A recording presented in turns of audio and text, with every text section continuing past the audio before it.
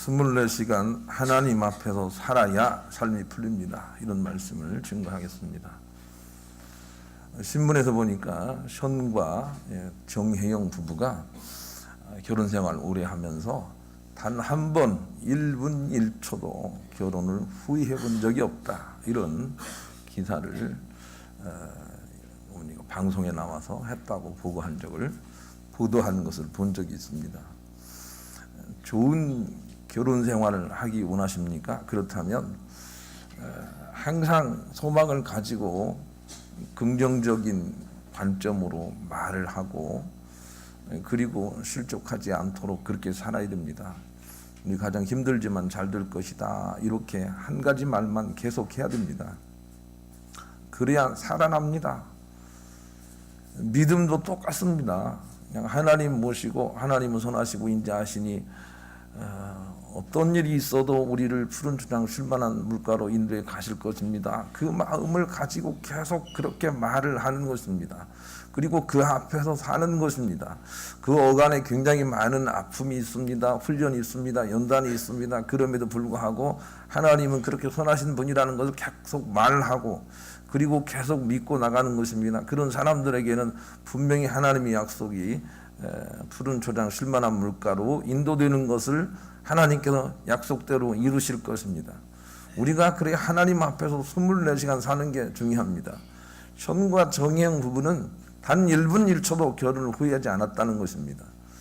우리도 하나님 앞에서 단 1분 1초도 하나님 왜 그렇습니까? 이런 원망 불평이 없어야 됩니다. 하나님을 신뢰합니다. 이런 믿음을 가지고 나가는 것입니다. 그것이 하나님께서 우리에게 복을 주시려는 조건이기 때문에 우리는 그렇게 살아야 됩니다. 야고보서를 쓴 야고보는 예수님의 동생이었습니다. 자기의 친형이 세상의 구세주라고 하는 일에 대해서 가장 많이 반대를 했던 동생 중에 하나였던 것이죠.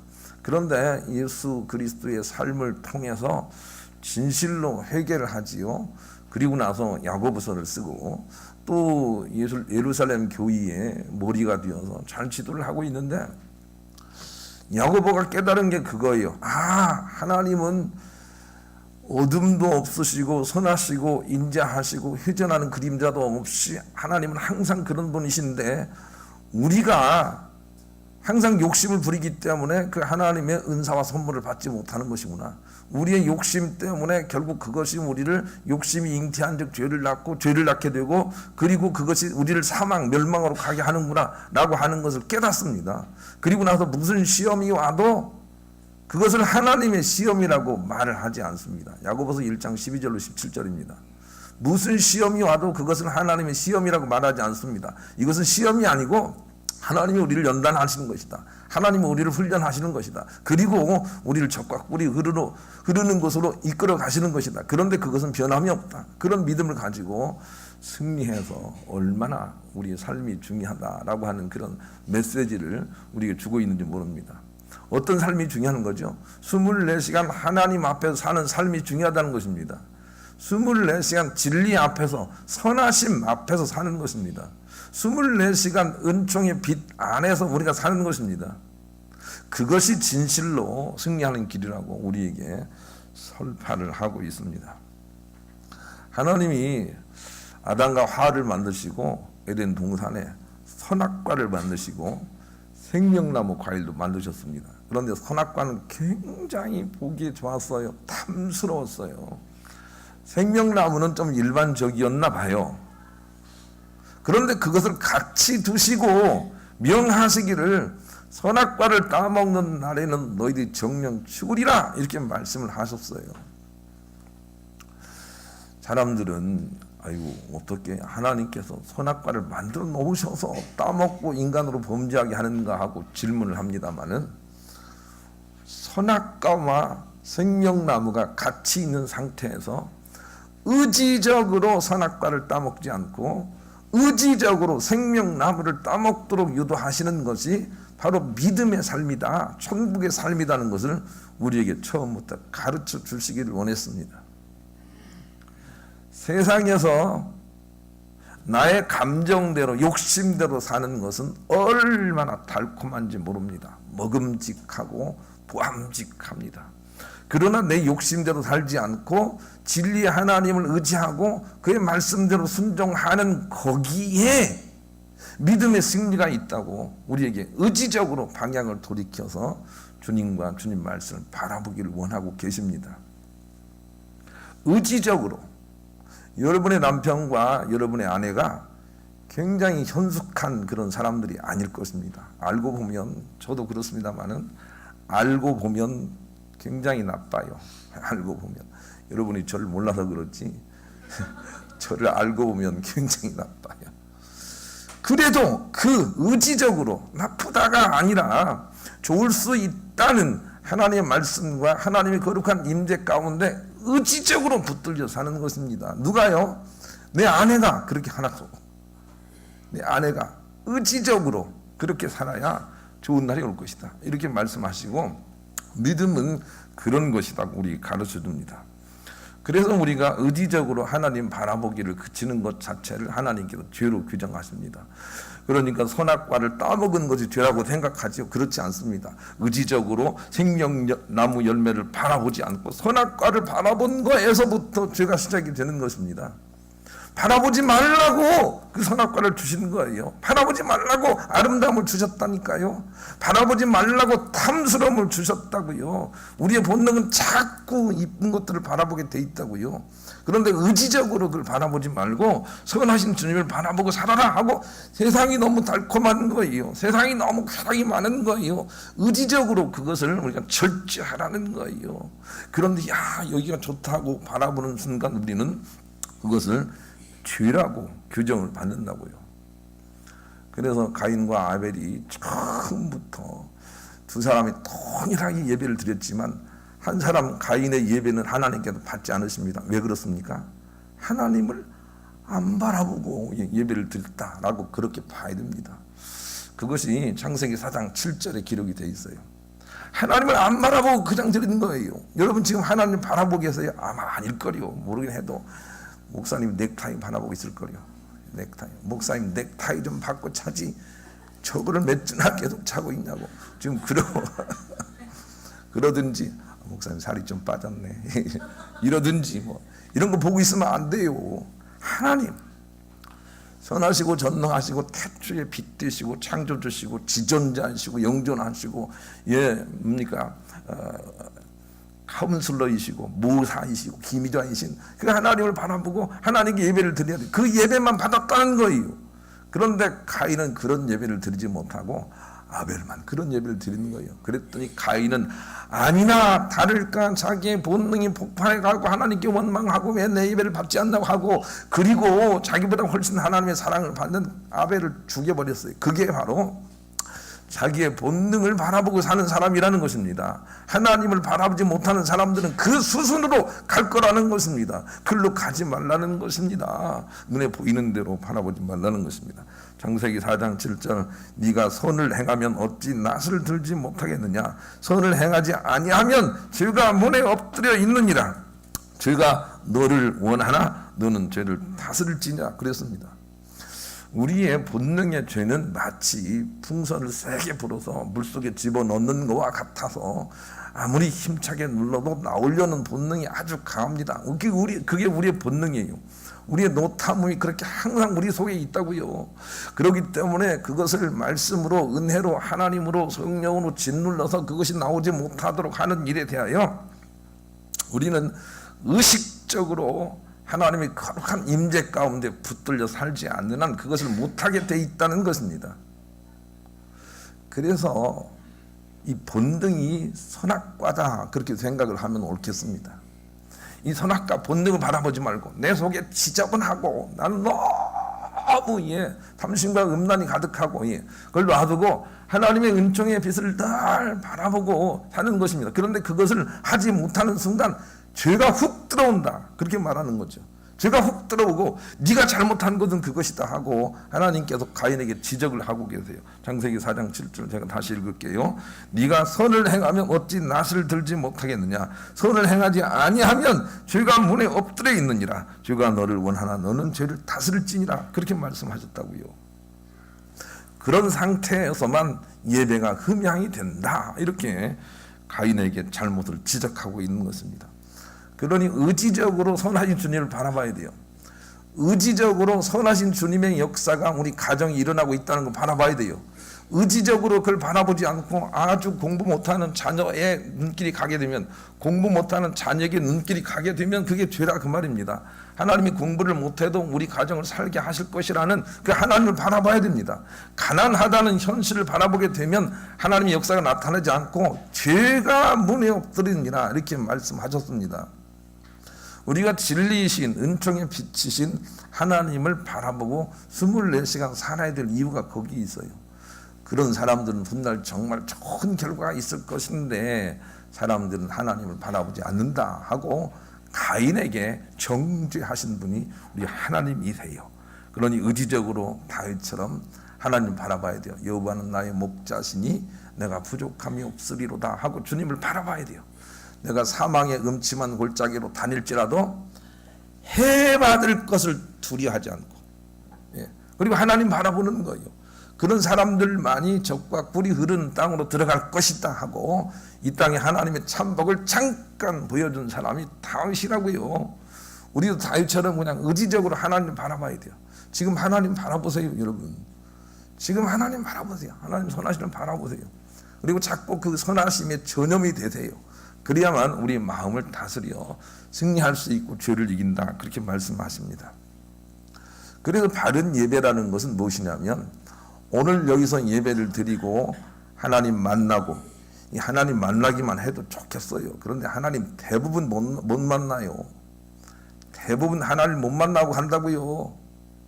그런데 하나님 만나고 세상에 나가는 것, 그것이 하나님께서 원하시는 바른 예배가 아니라 세상에서도 하나님 앞에서 살라는 것입니다.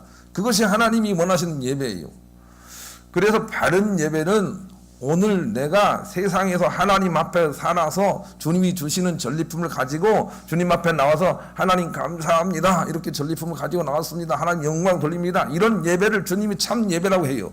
그런데 바른 예배가 아닌 것은 목사님 말씀을 통해서 하나님 잠깐 만나고 세상 가서는 그냥 허랑방탕하게 지 마음대로 본능대로 살고 주님께 나와서 또 잘못했어요 라고 하면서 세상과 이원적으로 사는 사람들은 바른 예배자가 아니다, 그렇게 지적을 하시고, 그 바른 예배자가 아닌 사람들의 특징을 영적으로 따라가 보니까 그는 바로 마귀 사단의 통치 아래서 그 마귀 사단의 조종대로 살더라. 그런 사람들은 자기의 육체를 치장하는 사람들이다, 이렇게 본문이 지적을 해요.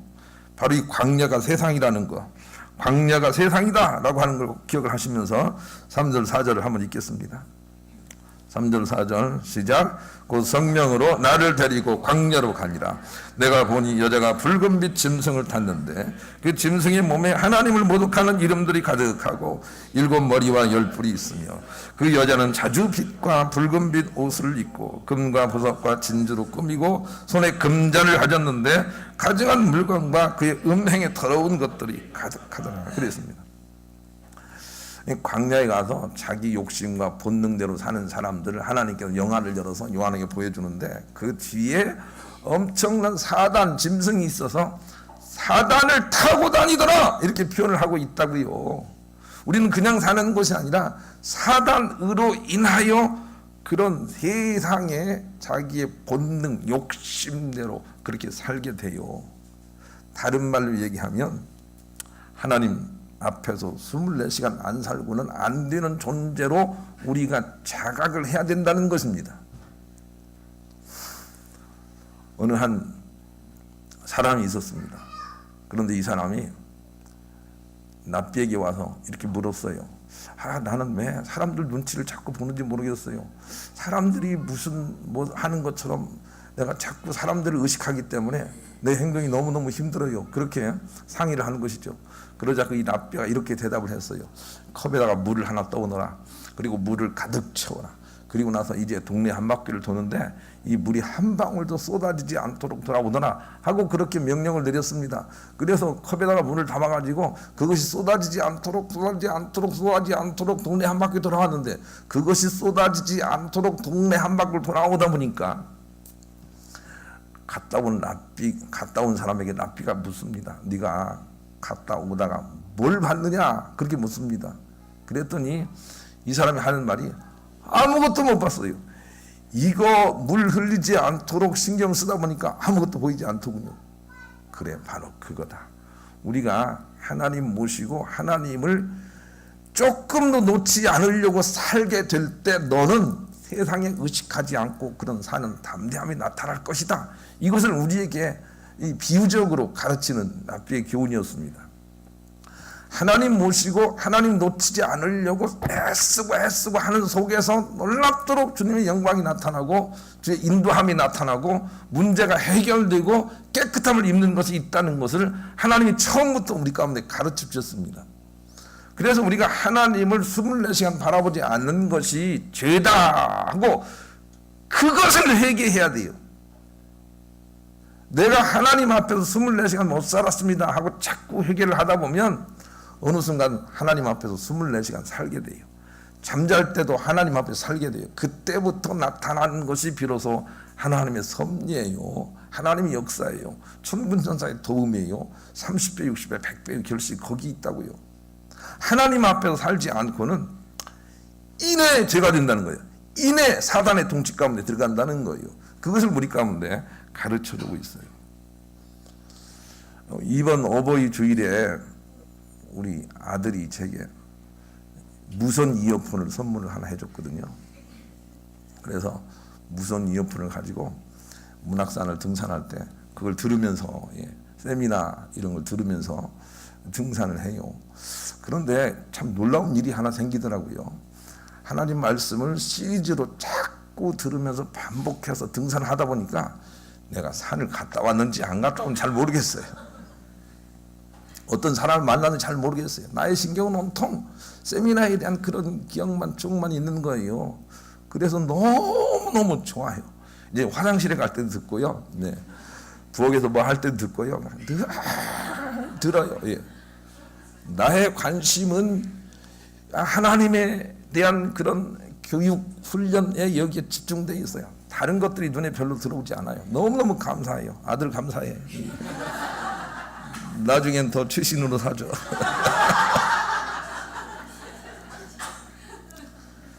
그냥 오만 것들을 다 관여하면서 그렇게 살려고 생각하십니까? 그러면 안 됩니다. 오로지 하나님 의식하면서 우리가 사는 것입니다. 그래야만 죄를 면하고 진실로 하나님께서 원하시는 참 복이 자꾸 전개가 될 것이다 라고 하는 것입니다. 가정에 주님을 모십시오. 마음 중심에 주님을 모십시오. 그리고 주님 모시고 늘 바라보십시오. 주님의 선하심을 인정하십시오. 찬양하십시오. 그래야만 삶이 풀린다고 유일하게 한 길을 하나님께서 우리에게 말씀해 주시고 그렇게 하지 않는 것이 죄다 이렇게 말씀을 하세요.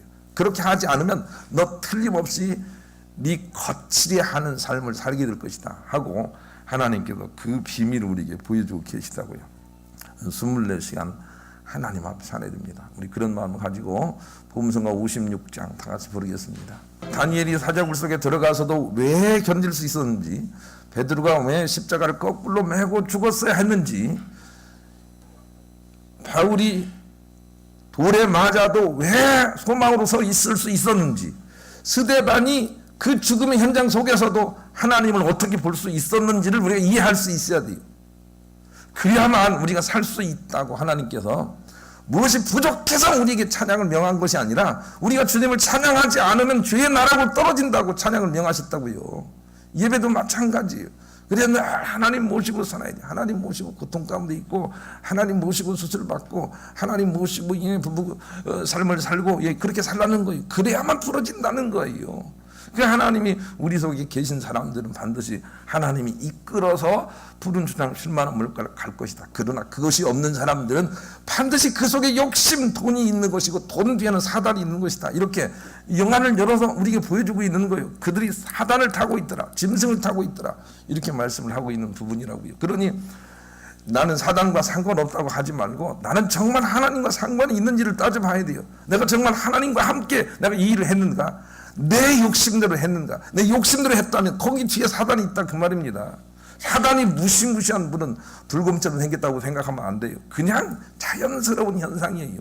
하나님이 무슨 도사처럼 생겼다고 생각하면 안 돼요. 그냥 자연스러운 현상이에요. 그냥 하나님 내가 인정합니다 라고 할 때 거기에는 성령의 역사가 있는 거예요. 늘 하나님 앞에서 그렇게 살도록 주님이 우리를 지으시고 그렇게 심판하시겠다 그렇게 말씀을 하세요. 그래서 하나님 앞에 살아야 되겠습니다. 그러기 위해서는 첫째로 하나님 앞에서 안 사는 것은 곧 사단 앞에 사는 것이다 라고 하는 것을 우리가 알아야 됩니다.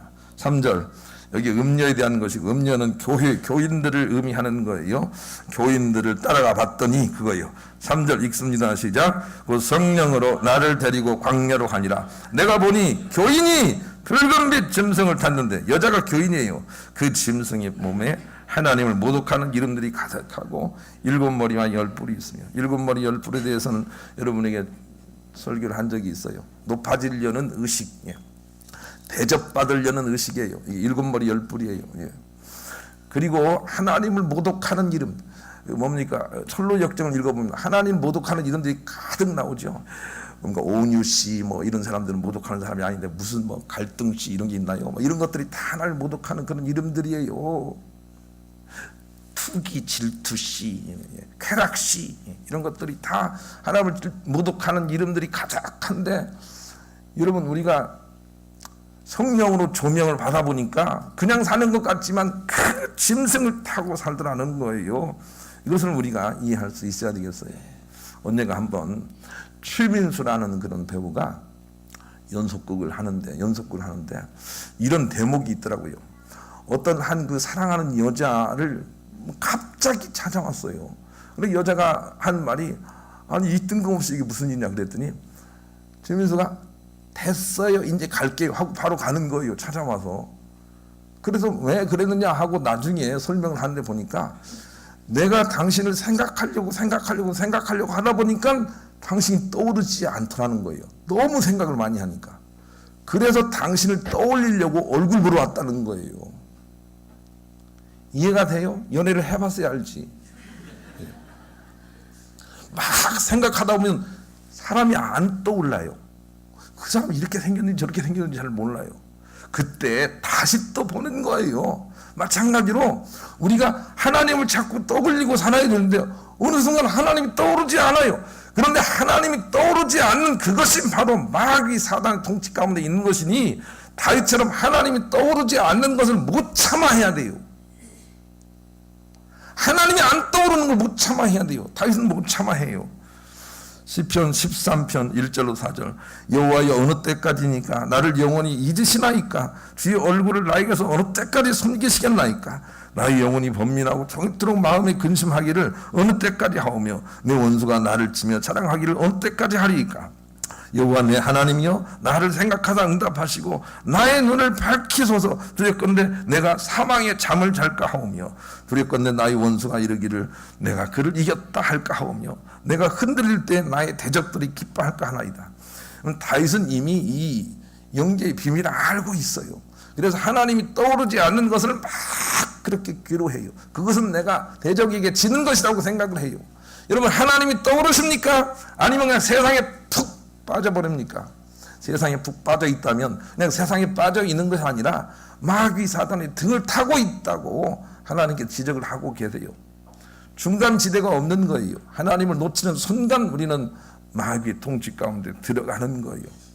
그래서 의지적으로 하나님을 떠올리고 일을 해야 돼요. 의지적으로 하나님을 떠올려야 돼요. 그런 사람들은 주님이 인도하세요. 의지적으로. 그것이 우리의 삶에서 필요하죠. 복음서가 349장 또 부르겠습니다. 복음서가 349장. 하나님이 무엇이 부족해서 우리에게 나를 바라보고 찬양하라고 하시는 게 아니에요. 그 길만이 유일한 길이기 때문에 우리에게 명하시는 거예요. 그것을 알면 우리가 자발적으로 하나님께 찬양을 해야 돼요. 하나님 감사합니다. 예, 감사합니다. 의지합니다. 하고 자꾸 자발적으로 그렇게 해야 우리가 실족하지 않게 된다고요. 하나님이 욕심이 있어서 그런 게 아니에요. 두 번째는 몸의 힘보다 마음의 힘이 더 중요하다는 것이죠. 하나님 바라보는 사람의 특징이 그래요. 몸의 힘보다 마음의 힘이 훨씬 중요한 줄 알고 몸을 치장하기에 힘쓰는 것이 아니라 마음을 치장하기에 힘쓴다고요. 베드로전서 3장 3절로 4절. 너희는 단장을 머리를 꾸미고 금을 차고 아름다운 옷을 입는 외모로 하지 말고 오직 마음에 숨은 사람을 온유하고 안정한 심령에 썩지 아니할 것으로 하라. 이는 하나님 앞에서 값진 것이니라 그랬습니다. 마음을 치장하는 것이 몸을 치장하는 것보다 훨씬 힘이 있다는 것을 알아야 돼요. 여러분, 몸의 힘이 얼마나 큰지 아시죠? 보통 남자들은 이쁘기만 하면 다 넘어가요. 그게 몸의 힘이거든요. 그런데 그 힘을 의지하고 사는 사람들은 결과가 좋지 않아요. 그 힘은 잠깐이라니까요. 그러나 마음의 힘이 아주 강한 힘이 있어요. 그래서 얼굴이 예쁘다고 다 여자냐? 마음이 고와야 여자지. 이렇게 노래를 불러야 돼요. 마음이 더 먼저라고요. 마음을 치장하는 그런 사람이 돼야 돼요. 마음의 힘이 더 큰 힘이 있다고요. 그걸 알아야 돼요. 영원한 힘은 마음에서 나와요. 얼굴에서 나오는 게 아니에요. 그러니까 얼굴은 많이 그렇게 치장하지 말고 이 마음을 치장을 해야 돼요. 우리의 능력은 마음에서 나오거든요. 어떤 사람이 나에게 욕을 할 때 버럭 화를 내는 것은 마음에 화장을 안 하기 때문에 그래요.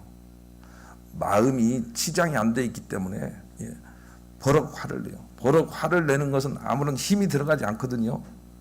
여러분, 슬픈 일이 있을 때 우는 것은 힘이 들어가지 않아요. 그냥 자연 발생적으로 그렇게 돼요. 그런데 마음에 힘이 있는 사람은 누가 나에게 모욕을 해도 참을 수 있는 내공이 있어요.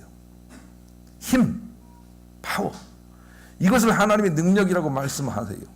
그 능력이 진실로 참 능력이라고 말씀하신다고요. 그러니까 몸의 능력은 그건 한시적인 능력이다. 솔로몬을 봐라.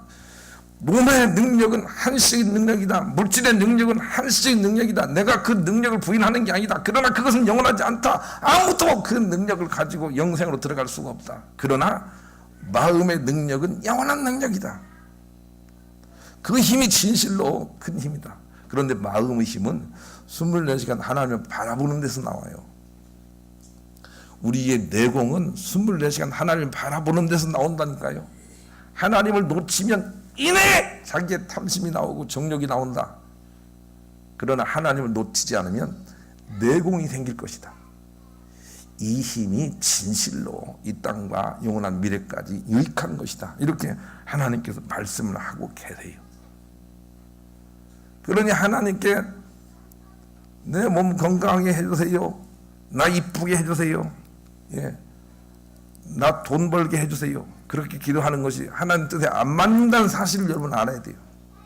하나님, 나 가난해도 진실로 하나님 기뻐하게 해주세요. 나 몸이 아파도 하나님 부인하지 않게 해주세요. 다른 사람들이 나를 욕해도 상처받지 않게 해주세요. 이렇게 기도를 해야 된다고요. 그런 사람들은 승리해요. 하나님이 이끌어 가세요. 마음 관리를 잘해야 돼요. 얼굴 관리 적당히 하세요. 마음 관리 철저하게 하시는 거예요. 그래야만 하나님이 승리로 이끌어 가신다. 이렇게 말씀하세요. 도레이 목사님이 어느 날 어떤 부인이 찾아와서 이렇게 상담을 하였습니다. 목사님, 저는 집회에 많이 참석하고 기도도 많이 하는데 하나님의 은혜가 실감나지 않습니다. 구원받았다는 사실도 실감나지 않는데 왜 그럴까요? 이 말을 듣고 있던 목사님은 고민하는 이 부인에게 기도하는 법을 가르쳐 줬습니다. 부인, 오늘부터는 집에 가서 다른 기도는 하지 말고 이 한 가지 기도만을 계속 하십시오. 하나님께 부인 자신의 모습을 보여달라고 한 주간만 계속 기도하십시오. 그래서 목사님의 충고를 따라 이 부인은 집에 돌아가서 그 기도만을 계속했습니다. 하나님, 제 자신의 모습을 보여주십시오. 제가 하나님 앞에서 어떤 사람인 걸 보여주십시오. 이 기도를 계속하던 그녀는 마침내 자신의 모습을 깨닫기 시작했습니다. 하나님 앞에서 추하고 불결하고 머리부터 발끝까지 더러운 자신의 모습을 발견했습니다. 저는 여러분에게 자꾸 자기 자신을 들여다보라고 권면을 드리는데 자기 자신을 들여다볼 줄 모르는 사람들이 너무 많아요. 자기 자신을 안 들여다보는 거예요. 자기 자신을 들여다보기를 부탁을 드려요. 마침내 부인은 자기의 죄악을 보며 절망한 채 일주일 만에 토레이 목사님을 다시 찾아왔습니다. 목사님, 이제는 죽어버리고 싶습니다 라고 고백하는 그녀에게 토레이 목사님은 이제부터는 주님의 십자가를 보여달라고 기도하십시오 라고 말했습니다. 이 부인은 집에 다시 돌아가 두 번째 기도를 시작했습니다.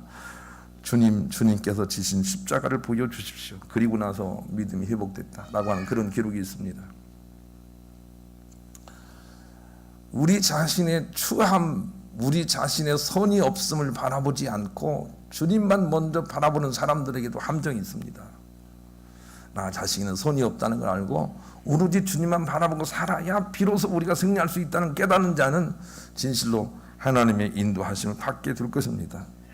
칼 왈렌다는 세계에서 가장 유명한 줄타기 명수였습니다. 15살 때부터 줄타기를 시작한 그는 75살이 되던 해까지 60년의 경력 동안 단 한 번의 사고도 내지 않는 베테랑이었습니다. 내 인생엔 두 가지밖에 없습니다. 줄타는 시간과 줄타기를 기다리는 시간입니다 라고 말했을 정도로 그에게 줄타기는 인생 그 자체였습니다.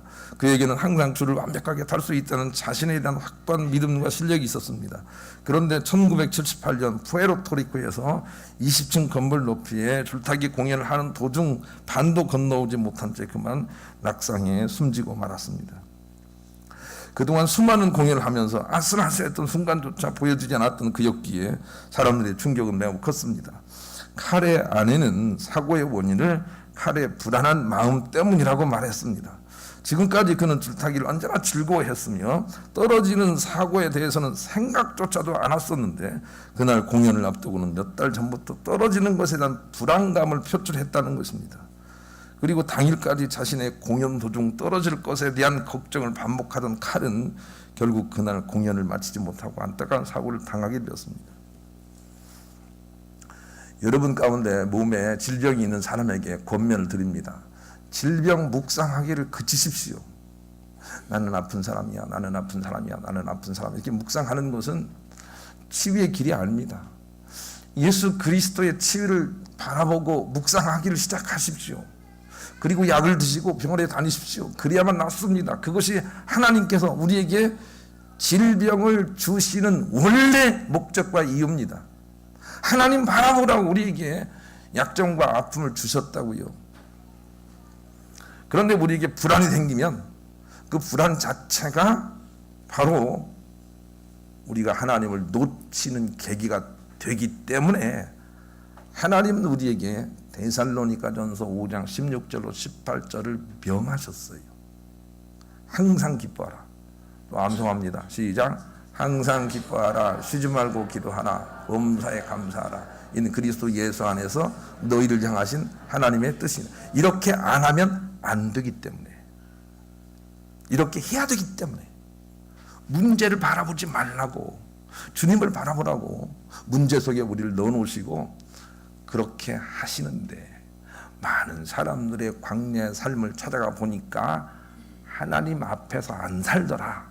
이것이 오늘 본문에 대한 지적의 말씀입니다. 하나님 없이 아무것도 하지 않는 것을 훈련해야 됩니다. 무슨 일을 할 때 이미 기도로 다 점령을 하고 가야 됩니다. 그 땅 내가 믿음으로 점령합니다. 주님 앞장 세우고 합니다 하고 기도로 하지 않고는 아무것도 하지 않는 일을 훈련을 해야 됩니다. 하물며 남자와 여자가 한평생 같이 살 배우자를 만나는 자리에 기도하지 않고 그냥 감정대로 결정을 하면 그 결과가 어떻겠습니까? 젊은이 여러분, 하나님 없이 아무것도 하지 않는 것을 훈련하기 시작해야 합니다. 두 번째는 하나님으로 말하고 생각하는 데까지 나가야 됩니다. 내가 스스로 말하지 않고 하나님으로 말하는, 예수 그리스도의 이름으로 말하는 예수 그리스도의 이름으로 말해서, 금과 은은 나 없지만 내게 있는 것 예수 그리스도의 이름으로 말하노니 일어나 걸어라 하는 그 심령을 우리가 이해해야 됩니다. 그 이름으로 살라는 것입니다. 내 이름으로 살라는 것이 아닙니다. 내 자존감으로 살라는 것이 아닙니다. 주님의 이름으로 살라는 것입니다. 그러면 주님이 하시겠다 그렇게 말씀하시고, 많은 사람들이 그 일을 못하고 있는 것을 탄식하고 있는 것입니다. 너희들은 왜 나를 믿지 않느냐 그렇게 말씀하십니다. 무찌무라 간조가 이런 글을 썼습니다. 나는 내 스스로 한 일에 대한 결과가 항상 나빴다는 것을 알고, 나는 하나님으로 한 일에 대한 결과가 항상 좋았다는 것을 안다. 그렇게 기록을 했습니다. 이 부분에 대해서 우리가 증인이 되어야 합니다. 우리 스스로 한 일은 항상 결과가 좋지 않습니다. 그러나 하나님과 함께 하는 일은 하나님이 길이 되십니다. 그래서 우리의 삶이 풀어지게 합니다. 24시간 하나님 앞에서 살아야 되는 이유를 깨달으셔서 의지적으로 하나님 앞에 사셔서 범사에 승리하시고 천국 가시는 여러분 모두가 되시기를 우리 주님의 이름으로 간절히 축원합니다.